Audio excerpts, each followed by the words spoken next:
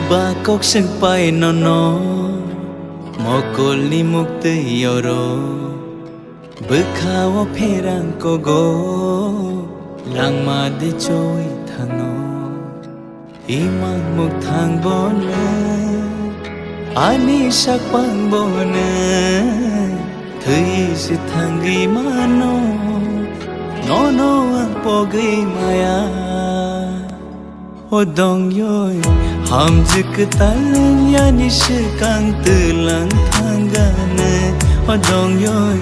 Ham jik talang ya nish kang tulang thangane